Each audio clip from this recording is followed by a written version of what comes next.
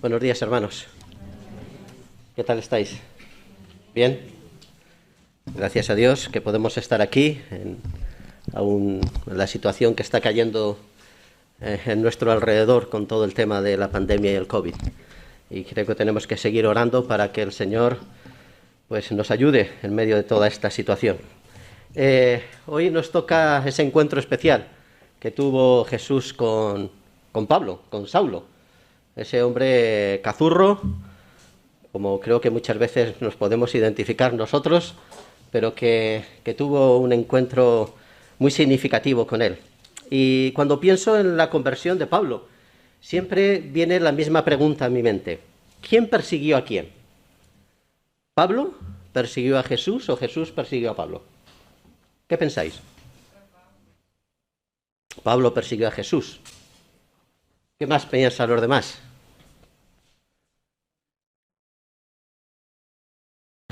Ambas cosas. Bueno, curiosamente los seres humanos somos así, ¿verdad?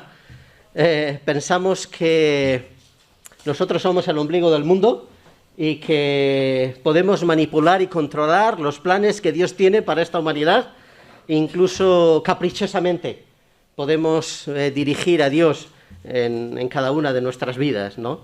Pero aunque Dios respete nuestras decisiones y aunque Dios tenga en cuenta nuestro libre albedrío, nuestro sí o nuestro no con relación a la relación con Él o cualquier otra cosa, porque en definitiva Dios nos ha dado esa libertad para que nosotros podamos decidir, la realidad de todo es que cuando nos acercamos a Dios nos damos cuenta que es Él el que nos ha llamado, que es Él el que nos ha buscado, que es Él el que ha dado el primer paso, que es Él el que realmente ha tocado nuestros corazones. Y esta es la experiencia que tiene Pablo cuando tiene ese primer encuentro con Jesús. Y curiosamente vemos de qué manera él nos habla de cómo es, qué es y cuáles son sus creencias.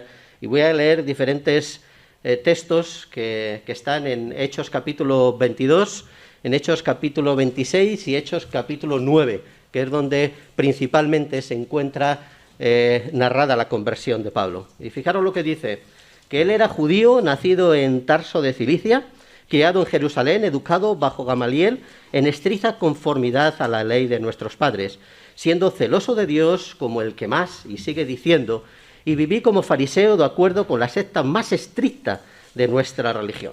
Es decir, que era un hombre culto, un hombre educado en lo más estricto de la religión judía, conocedor de Dios, celoso del cumplimiento de la ley que ellos tenían establecido, y lo tenía claro. Él tenía claro qué es lo que creía, por qué lo creía y cómo tenía que vivir lo creído. Estuviera más equivocado o menos, pero él tenía claro lo que tenía que hacer. Y es así que llegó a ser un fanático de la religión y lo llevó a su extremo máximo, persiguiendo a la iglesia, persiguiendo a los creyentes, estuviesen donde estuviesen. Y así lo vemos en el martirio de Esteban. Cuando aquellos mataron a Esteban, dice que ponen sus mantos a los pies de un joven llamado Saulo. Y él mismo dice, yo ciertamente había creído que debía hacer muchos males contra el nombre de Jesús de Nazaret. Y esto es precisamente lo que hice en Jerusalén. No solo encerré en cárceles a muchos de los santos con la autoridad recibida de los principales sacerdotes, sino que también cuando eran condenados a muerte, yo daba mi voto contra ellos y castigándolos con frecuencia en todas las sinagogas, procuraba obligarlos a blasfemar y enfurecido en gran manera contra ellos, seguía persiguiéndoles aún en las ciudades extranjeras. Fijaros de qué manera llega ese fanatismo. Yo cuando leía este texto pensaba, si hubieran coincidido en el mismo momento Pablo y Torquemada, ya podíamos salir corriendo, porque no hubiera quedado títere con cabeza, hubieran perseguido hasta el máximo la Iglesia de Cristo y no hubiera quedado absolutamente nadie. Y curiosamente vemos de qué manera en su comportamiento, como el comportamiento de muchos a lo largo de la historia, como el fanatismo, el odio, el orgullo del ser humano pueden llegar a extremos tremendos que no nos podríamos ni imaginar, ¿verdad? Cuántas guerras santas se han hecho en el mal nombre de Dios y cuántos abusos se han hecho manipulando y utilizando el nombre de Dios, por desgracia. Pero creo que todos, de una manera o de otra, nos podemos identificar con la experiencia que tuvo Pablo. Todos, por la vida que hemos llevado, por la educación que hemos recibido, por la familia en la cual hemos sido criados o por el país en el cual hemos vivido, pues tenemos una idea preconcebida de lo que tiene que ser Dios. Nos hemos hecho una imagen de un Dios, ese Dios que realmente llevamos adelante conforme lo que nosotros creemos, y no importa, porque todos en el mundo nos hemos hecho algún Dios, todos en el mundo nos hemos hecho algún ídolo religioso, político, filosófico o antropológico, da igual, pero todos hemos cogido una persona, una idea que ha cauterizado nuestro corazón, con la cual nos sentimos satisfechos porque, en definitiva, está alimentando nuestro orgullo, nuestro ego, y nos sentimos realizados con esa filosofía porque creemos que es lo que mejor nos viene para nosotros. Porque, en definitiva, lo que siempre buscamos es nuestro bienestar y tener satisfecho nuestro orgullo. Y es ahí, en esa misma situación, en la cual Pablo tiene un encuentro especial con Jesús. Fijaros lo que dice en Hechos. Vamos a leer Hechos capítulo 22, del 6 al 16. Y aconteció que cuando iba camino de Damasco, una luz muy brillante fulguró desde el cielo a mi alrededor, y caí al suelo, y oí una voz que me decía: Saulo, Saulo, ¿por qué me persigues? Y respondí: ¿quién eres, Señor? Y él me dijo: yo soy Jesús el Nazareno, a quien tú persigues. Dura cosa te es dar coces contra el aguijón. Y yo dije: ¿qué debo de hacer, Señor? El Señor me dijo: levántate y entra a Damasco, y allí se te dirá todo lo que se ha ordenado que hagas. Los que estaban conmigo me llevaron de la mano y entré a Damasco. Y uno llamado Ananías vino a mí y poniéndose a mi lado me dijo: hermano Saulo, recibe la vista. En ese mismo instante alcé los ojos y lo miré.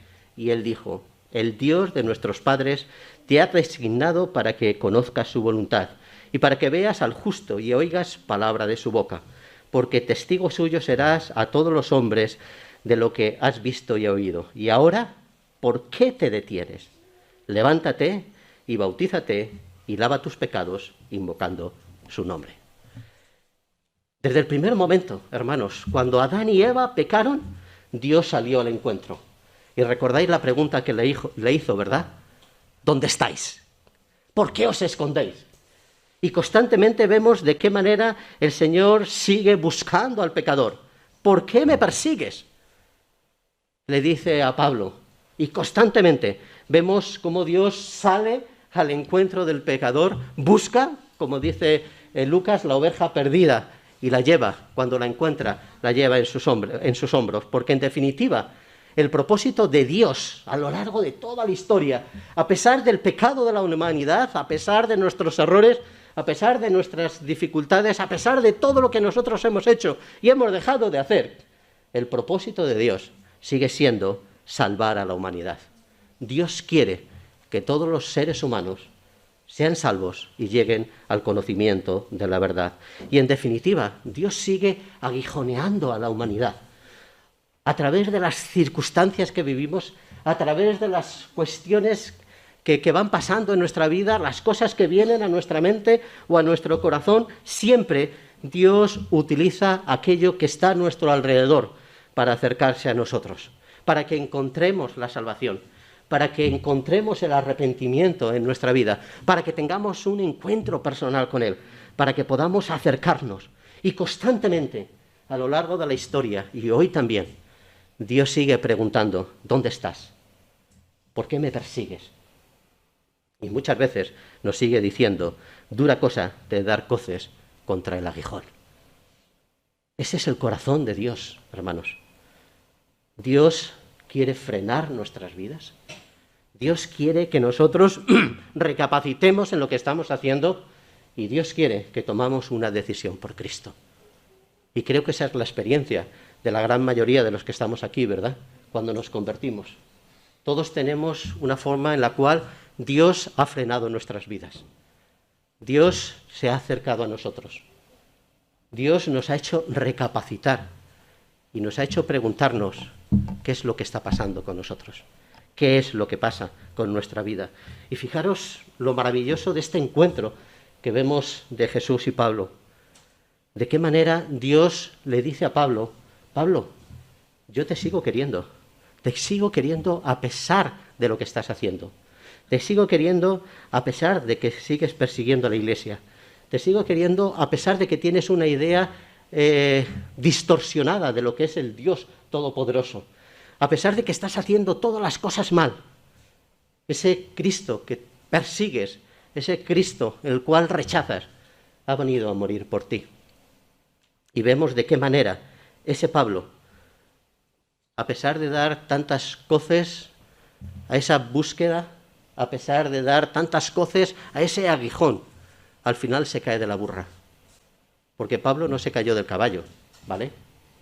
Se cayó de la burra, metafóricamente hablando, que posiblemente fuera caminando.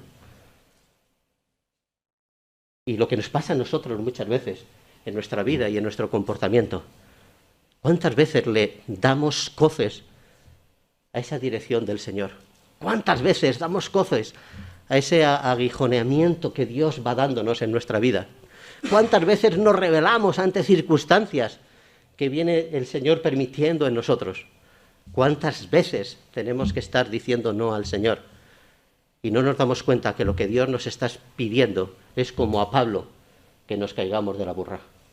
Que seamos conscientes de la mano de Dios en nuestra vida.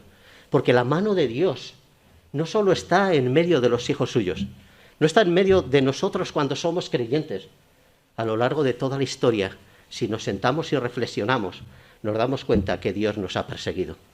Nos damos cuenta que Dios nos ha ido llevando.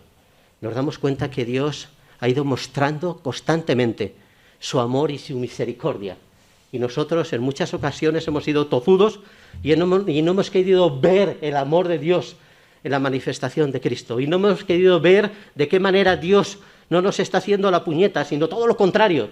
Nos está intentando dar la libertad y ese privilegio de poder tener un encuentro, no con aquellas filosofías, no con aquellos ídolos creados, no con aquella imagen preconcebida de lo que puede ser o no puede ser un Dios, sino un encuentro con el Dios verdadero, el Dios creador y Señor de todas las cosas. Y nadie, hermanos, nadie puede decirle a Dios que no me has dado la oportunidad para acercarme a ti. Todos los seres que poblamos esa tierra hemos sido perseguidos por Dios, llamados por Dios. Y Dios nos ha dado la oportunidad de poder acercarnos a Él. Nadie le puede echar en cara a Dios que no le ha dado la oportunidad de conocer al Dios verdadero. Y es ahí donde encontramos a Pablo, reconociendo su situación y reconociendo a esa persona que tiene delante. Y es muy curioso porque Pablo no solo es aguijoneado para convertirse, para tener un encuentro personal con Dios, sino que también a lo largo de su historia como creyente estamos viendo de qué manera constantemente el Señor le estaba aguijoneando, porque constantemente el Señor está buscando algo de nuestra vida. No quiere el Señor que nos conformamos como estemos, que nos conformamos a lo que somos, que nos conformamos a lo que ya hemos conseguido. Dios quiere que sigamos teniendo la mirada puesta en Él y la mirada puesta en su voluntad. Y Ananías nos da la visión de esos dos objetivos fundamentales que Dios está buscando en Pablo y que está buscando en cada uno de nosotros. En primer lugar, contemplar a Jesús. Fijaros las palabras de Ananías: para que veas al justo y oigas palabra de su boca y conozcas su voluntad. Este hombre estaba educado como un buen judío y no podía entender a Cristo como el Mesías, ese Mesías que había sido clavado en una cruz. No podía entrar en su cabeza. La imagen que tenía de Dios era una imagen poderosa, una imagen de un Dios que le llevaría a la victoria a través de la guerra, un Dios que le daría la libertad, como muchas veces decimos, de la esclavitud de los romanos, pero no un Dios que iba a morir en una cruz. ¿De qué manera él podía entender que para acercarse al Padre, al Dios Todopoderoso, tenía que pasar por la cruz? Tuvo que desaprender y volver a aprender. Y Dios trabajaba en su mente para que pudiera entender de qué manera tenía que acercarse a Jesús. Tenía que aprender a contemplar a Jesús para poder vivir como Jesús, para poder entender la voluntad de Dios y para poder conocer a ese Dios verdadero. Tenía que aprender a conocer a Dios, no desde la perspectiva de lo que le habían enseñado, no desde la perspectiva de lo que había leído, no de la perspectiva de las leyes y las normas judías, sino desde la perspectiva del Dios verdadero.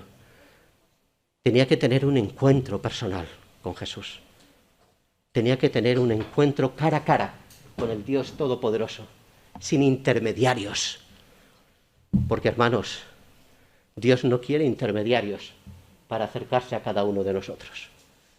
Se acerca de una manera libre y directa. Y esto le costó entenderlo a Pablo. Fijaros de qué manera las primeras lecciones que tiene, cómo tiene que empezar a aprender a través del sufrimiento. Dice ese aguijón en la carne, ese aguijón que constantemente le estaba fastidiando en su vida y le estaba frenando y evitaba que cayera en el orgullo y que pensara que él era más que ese Dios que había salido al encuentro. Y él tuvo que aprender, como dice en 2 Corintios, te basta mi gracia, pues mi poder se perfecciona en tu debilidad. No somos el ombligo del mundo, ¿verdad? El más importante en nuestra vida no soy yo. El más importante en nuestra vida no es la familia. El más importante en nuestra vida no es aquello que nos rodea. O es mi trabajo, o es el poder adquisitivo que tengo, o es el conocimiento, o los dones que Dios me ha dado. El principal en mi vida siempre tiene que ser Dios. Y Pablo lo tuvo que experimentar a través del sufrimiento.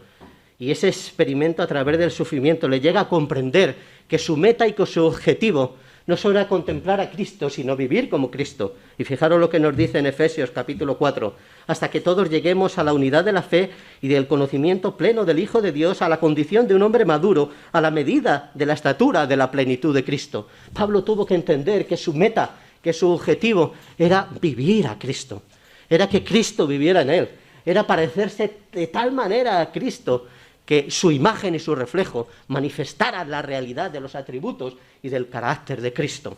Pero no solo desde la perspectiva de lo que él tenía que conseguir, sino la expresión de lo que tenemos que hacer como iglesia, porque él quiere que todos los creyentes lleguemos hasta esa plenitud. Y tuvo que comprender también que la manera de llegar a contemplar y a vivir a Cristo era a través de la transformación, de la metamorfosis constante en su vida. Fijaros lo que dice en Romanos capítulo 12, y no os adaptéis a este mundo, sino transformaos mediante la renovación de vuestra mente, para que verifiquéis cuál es la voluntad de Dios, lo que es bueno, aceptable y perfecto. Estamos llamados a ser como Cristo, estamos llamados a llegar a la plenitud de Cristo. Dios no se conforma cuando nos convertimos, que seamos y que sigamos como somos. Dios quiere que constantemente vayamos creciendo hasta esa plenitud de Cristo. Y tiene que haber una verdadera metamorfosis en nosotros. Un cambio de lo que éramos y pensábamos a lo que es y piensa Cristo. Porque la imagen, el ejemplo, la meta y el objetivo de nuestra vida no es algo abstracto. Es Cristo. Y lo tenemos marcado en su palabra. Y tenemos ejemplo para vivir. Tenemos ejemplo para comportarnos. Y tenemos el poder y la capacidad para hacerlo. Porque Dios no nos está pidiendo algo imposible. Nos está pidiendo algo difícil. Cuidado. Porque efectivamente no es fácil vivir el cristianismo. Y quien diga lo contrario, miente. No es fácil vivir conforme el propósito de Dios. No es fácil ir creciendo en la madurez espiritual. No es fácil el seguir entendiendo los planes de Dios en nuestra vida, en los momentos difíciles que vivimos. No es fácil. Pero el Señor nos dice hasta la plenitud de Cristo. Y ese cambio radical que se produce en nuestra conversión tiene que ir llevado por la transformación día a día en nuestra vida. Si hoy eres igual que ayer, algo no funciona en tu vida.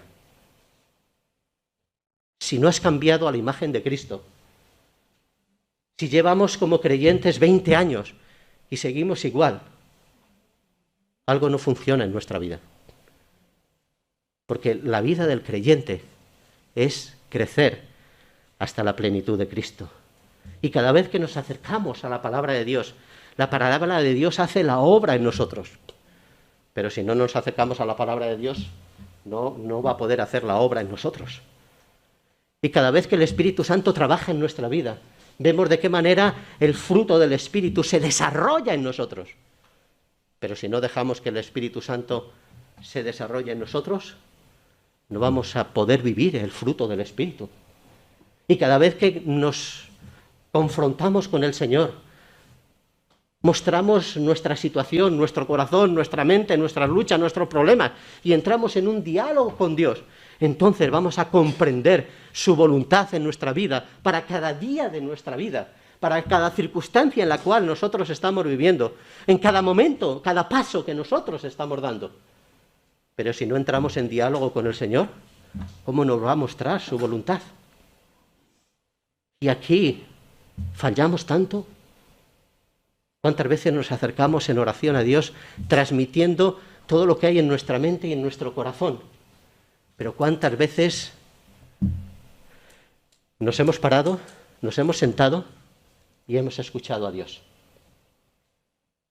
Porque la oración no es un monólogo, que ya llevamos varios años de la moda de los monólogos, ¿verdad? Y todos sabemos lo que es un monólogo. La oración no es un monólogo. Nosotros la convertimos en monólogo. La oración es un diálogo. Y para que sea un diálogo, Esteban, ¿verdad?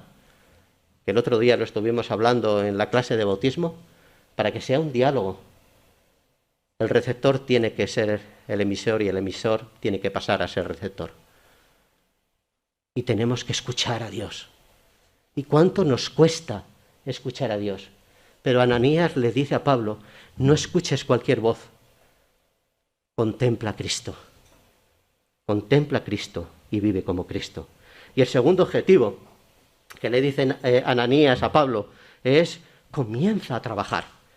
Fijaros las palabras que le dice, porque testigo suyo serás a todos los hombres de lo que has visto y oído. Y ahora, ¿por qué te detienes? Levántate y comienza a trabajar. ¿Por qué te detienes? ¡Fua! Y el ejemplo se lo da él mismo, se lo da a Ananías. Ananías que recibe una llamada del Señor y le dice, oyes, vete a visitar a Saulo. Hombre, Señor, ¿tú estás loco? ¿Cómo me mandas que vaya a visitar a esa persona? Que yo sé que esa persona ha venido con cartas para llevarnos a la cárcel, para meternos en la cárcel, para torturarnos y para condenarnos a muerte. ¿Y me vas a llevar a la boca del lobo? Y el Señor le dice a Ananías, Ananías, vete a su casa y le encontrarás orando. Y entonces vas a hacer esto, esto y esto. Y yo me imagino a Ananías con más miedo que vergüenza, pero va a la casa que estaba Pablo. Y cuando va a la casa que estaba Pablo, este hombre era valiente. Fijaros lo que le dice. Oyes, Pablo, ¿Dios ha transformado tu vida? ¿Te ha hecho nacer de nuevo? ¿Eres una nueva criatura en Cristo? ¿Eres un hijo de Dios? Levántate y comienza a proclamar las maravillas que has visto de Dios en tu vida. No te quedes ahí, levántate y comienza. Porque la vida del creyente no es que has tenido un encuentro personal con Cristo, es que desde el momento en que has tenido un encuentro personal con Cristo, tienes que empezar a trabajar para Cristo. Valiente decirle a una persona como Pablo estas cosas. Pero fijaros que no solo Ananías no se calla para transmitir lo que Pablo tenía que hacer, sino que Pablo nos dice en Hechos capítulo 20, y enseguida se puso a predicar a Jesús en la sinagoga, diciendo, este es el Hijo de Dios. Este que yo he perseguido, este que yo dudaba, este que yo no creía, este que me habéis visto como yo estaba persiguiendo a la iglesia, este es el Hijo de Dios. Y Pablo tuvo que ser valiente para ir a aquellas personas que le habían mandado perseguir a la iglesia, o que le habían dado carta libre para perseguir a la Iglesia. Y aquellos que le habían visto perseguir a la Iglesia, ahora le ven proclamando a Cristo. ¡Buah! Levántate y empieza a trabajar. Creo que es lo que más nos cuesta a nosotros, ¿verdad? Nos cuesta. La evangelización nos cuesta. El trabajo nos cuesta. El crecimiento espiritual, la relación en la Iglesia y todo lo demás nos puede costar más o menos, pero más o menos lo llevamos. Pero, cuánto nos cuesta evangelizar. Y creo que la asignatura pendiente de muchas iglesias. Y cierto que la época en la cual vivimos es difícil para el evangelismo. Pero, ¿ha habido una época fácil para el evangelismo? Porque si vemos la historia de la Iglesia a lo largo de todos los tiempos, nos damos cuenta que todas las épocas han tenido algo complicado, algo difícil. Y cierto que es verdad que la sociedad que nos rodea es mala con nosotros. Es verdad que nos persiguen, es verdad que a veces nos insultan, que nos toman por tontos, por locos, por absurdos. Es verdad que hay leyes en contra de lo que son los principios de la palabra de Dios. Es verdad que algunos se comportan políticamente correctos con nosotros, pero nos ponen zancadillas o nos dan la puñalada trapeta. Es verdad que sufrimos todas estas cosas, pero fijaros, cuando Dios persigue a Pablo, no ve solamente al perseguidor de la Iglesia. Cuando Dios persigue a Pablo, lo que ve es a un pobre hombre, perdido, confundido, engañado por sus ideas, pecador, vacío, un hombre que necesita a Cristo para poder cambiar su vida, que necesita el amor de Cristo, que necesita el poder de Cristo, que necesita la dirección de Cristo. Y Dios lo que hace es confrontar su vida, confrontar su situación, para que pueda entender la gracia y la misericordia de Dios manifestada a través de Cristo. Y creo que eso, hermanos, es lo que tenemos que hacer nosotros. Tenemos que empezar a aprender nosotros, a ver a la gente de forma diferente. Que es verdad que sufrimos todas esas cosas. Y gracias a Dios, no tanto en España como en otros sitios. Pero es verdad que tenemos las cosas difíciles. Pero tenemos que empezar a ver más de lo que ven nuestros ojos físicos.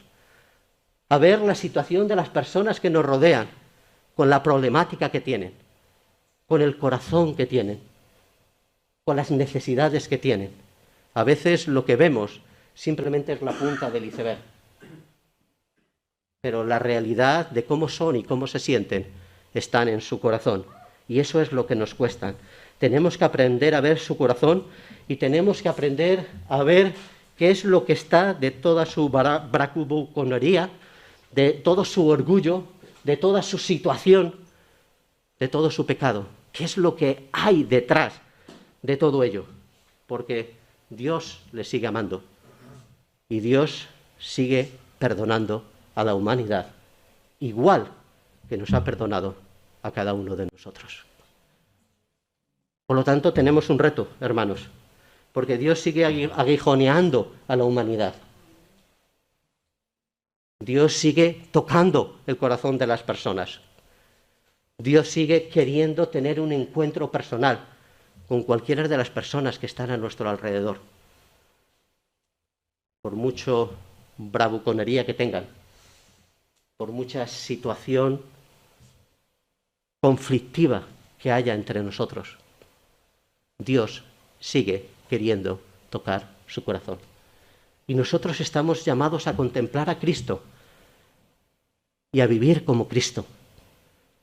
Pero también estamos llamados a proclamar las maravillas que Dios ha hecho en nuestra vida hasta los confines de la tierra. Y a veces es muy fácil pensar en los confines de la tierra, dejando de pensar en nuestra casa, en los más cercanos. Pero tenemos que aprender a pensar en los más cercanos, sin olvidarnos de los confines de la tierra. Tenemos que aprender a pensar en los confines de la tierra, sin olvidarnos de los más cercanos. Porque nuestra primera responsabilidad está en nuestra casa. Y Ahí como fallamos, ¿verdad? ¿Cuánto nos cuesta llegar a los que están en nuestra casa? Y nosotros somos responsables de lo que pase también en aquellos que están a nuestro alrededor. Ananías le dice a Pablo, levántate y comienza a trabajar. Y creo que hoy el Señor también nos está diciendo a cada uno de nosotros, en las circunstancias que nos encontramos, en la situación en la cual vivimos, creo que hoy también a la iglesia de Salamanca el Señor nos está diciendo, levántate y empieza a trabajar. Que el Señor nos ayude para que cada uno podamos encontrar no solo nuestro lugar en la iglesia, sino también podamos ver la voluntad de Dios, porque Dios tiene hijos, pero ninguno de los hijos de Dios es estéril o inútil. Dios nos tiene aquí, igual que le tuvo a Pablo, para que nos levantemos y para que empecemos a trabajar. Que así sea.